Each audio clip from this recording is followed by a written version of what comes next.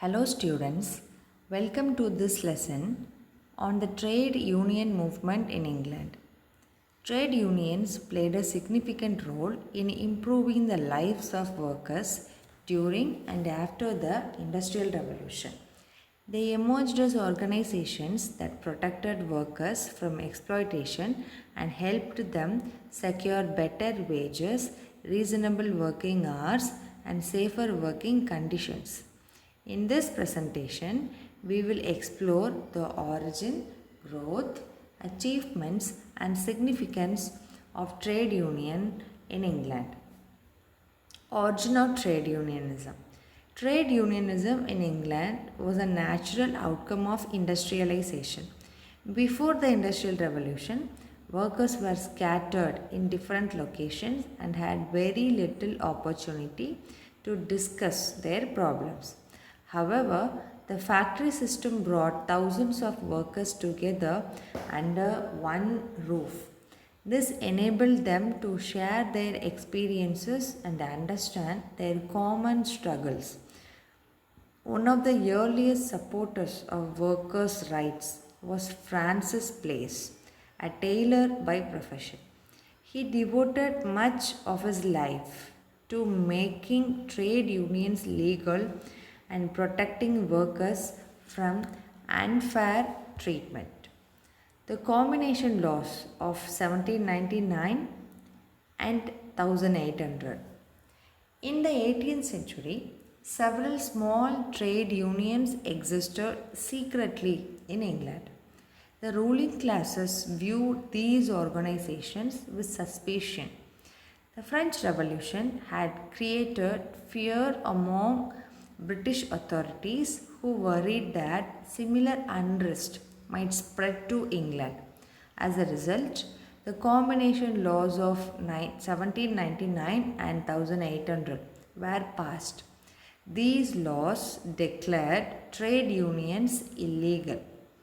Workers demanding higher wages or shorter working hours could be imprisoned. This was a severe setback for labor rights, but reformers like Francis Place continued to oppose these restrictions. Legal recognition of trade unions. Francis Place strongly protested against the unfair combination laws. His efforts led the House of Commons to appoint a committee under Joseph Hume. After examining the situation, Hume recommended that workers should be allowed to form unions to negotiate wages and working hours with the employers. The government accepted this recommendation, and in 1824, trade unions became legal. This was a landmark achievement in the history of labor movements and marked the beginning of organized trade union activity in England. The growth of trade unions. After 1824, trade unions no longer needed to operate in secret. Smaller organizations joined together to form larger and stronger unions. New organizations such as the Grand General Union of the United Kingdom and the National Association for the Protection of Labor were established. These unions represented workers on a national scale and provided a stronger voice for laborers. The movement steadily gained popularity among workers across various industries. Robert Owen and the Grand National Consolidated Trade Union. One of the most important figures in trade union history was Robert Owen.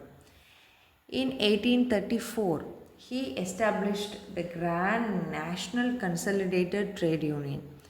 The organization attracted nearly 1 million members, making it one of the largest labor organizations of its time. Initially, the union achieved considerable success. However, its frequent use of general strikes to settle disputes weakened its position, and eventually the organization declined.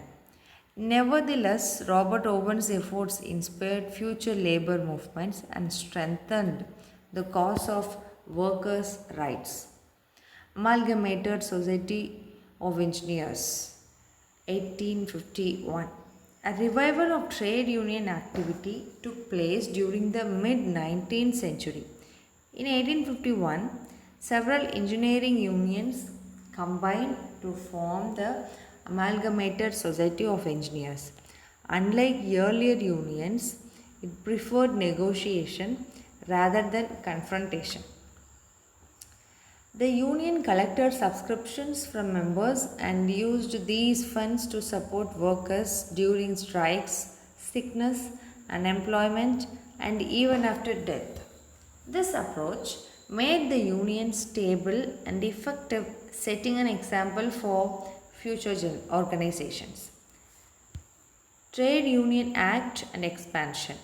During 1860s, trade unions became increasingly active.